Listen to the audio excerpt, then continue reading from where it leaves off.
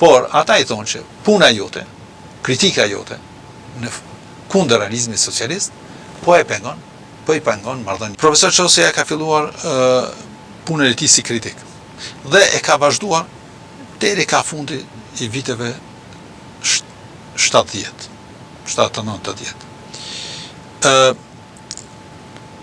Sipas një interviste të tij, mendimi i tij kritik ndaj krijimtarisë letrare, e sidomos ndaj realizmit socialist, e pengonte shumë punën e tij, aktivitetin e tij dhe të Kosovës, dhe të institucioneve të Kosovës në raport me Shqipërinë. Profesor Qosja është i pari studius shqiptar, i cili ka kritikuar realizmin socialist.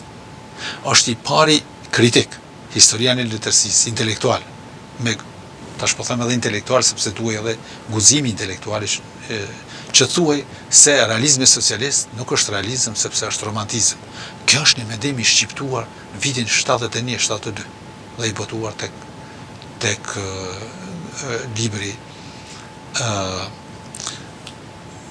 Kontinuitete, Panteoni i rradhuar, i cili në Shqipëri ishte ndaluar dhe për të cilin janë dënuar, madje unë kam takuar një oficer ushtarak i lartë, më tha se jam dënuar 6 muaj me punë krahu, për shkak se më rëzan duke lexuar. U jepej vetëm njerëzve të caktuar. Ishin dy gjëra aty. E para se kritikoi realizmin socialist si koncept, si doktrinë, dhe e dyta se kritikoi Kadare. Romani Kadare, sidomos ajo vepra publicistike, si themi studimore, ka një nga fusha e folklorit atje. Epopeja e popullit në Varçe. Është një vepër në të cilin është atakuar rënd në mënyrë të veçantë Fishta dhe madhrohej Migjeni. Ishin gjëra që ishin tipike të realizmit socialist, tipike të mendësisë politike atje, të atij revolucioni kulturor në ndikimin kinez, dhe në atë vepër natyrisht kritikojnë në mënyrë të veçantë edhe Romani Dasma, që është si kritikuar sigurisht më vonë edhe nga vetë Kadare, ose ka bërë retushime të mëdha, dhe mund të themi që është e vetmja roman i shkruar në ndikimin e revolucionit kinez. Kjo është arsyeja që profesor Qosja hoqi dorë pak a shumë nga kritika, dhe e thotë që i thash, i premtova, nuk e di nëse i ka premtuar Dimitri Shuteriqit apo Koçi Bikut, do kujtuar kjo ma sakt, por ata i thonë që puna jote, kritika jote në kundër realizmit socialist, po i pengon marrëdhëniet tona. Dhe profesor Qosja hoqi dorë nga kritika, duke i premtuar se nuk do të marret më me kritikën bashkëkohore, do merret vetëm me historinë e letërsisë.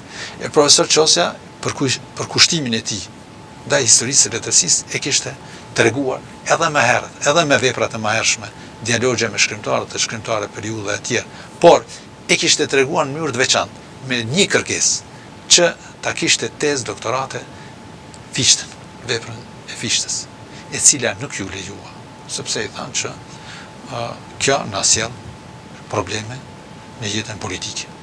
Prandaj i propozuan, dhe ky e pranoi, që ta bënte tezë doktorate Azdrenin, të cilën e mbrojti si doktoranti i parë shqiptar në Kosovë, dhe madje e mbrojti si doktoranti i parë shqiptar me komisione të përbashkëta Prishtinë-Tiranë. Prandaj edhe e votoi vetëm një vit më vonë. Më vonë profesor Qosja ka vazhduar me vepra të kësaj natyre, të historisë së letërsisë, sidomos me librin Prej tipologjisë deri te periodizimi, botuar në Akademinë e Shkencave atëherë dhe në Institutin Albanogjik, botimi përbashkët.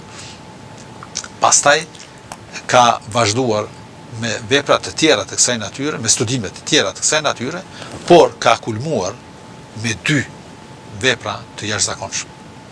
Me monografin tjetër për Naim Frashërin, një monografi e pakalueshme. Dhe e ka të gjitha këto, pastaj krejt letërsinë e romantizmit, e ka kurorëzuar me veprën e mendimit historiko-letrar, letrat shqipe. Ndoshta të papërsëritshme edhe për shumë kohë, historinë e letërsisë shqipe, romantizmin 1, 2 dhe 3.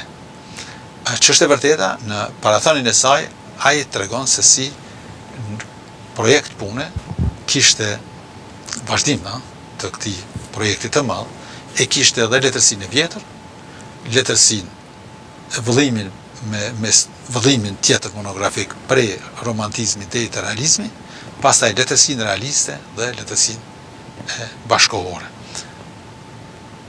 të cilat nuk arriti të realizonte.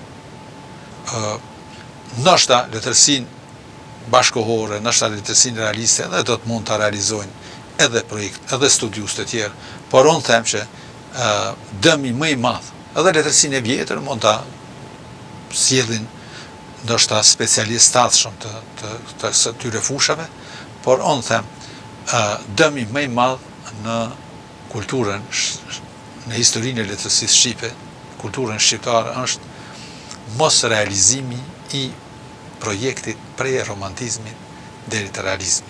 Kjo është, do të thotë, prej vitit 1901, do të thonë prej Anton Zakoçajupit deri tek Enver Xhexheku, vitin 1961, është një periudhë prej rreth 60 vjetësh, të cilën po nuk e realizoi profesor Qosja, vështirë se do të mund ta realizoj dikush tjetër. Projekti i tij ishte projekt jashtëzakonisht kapital.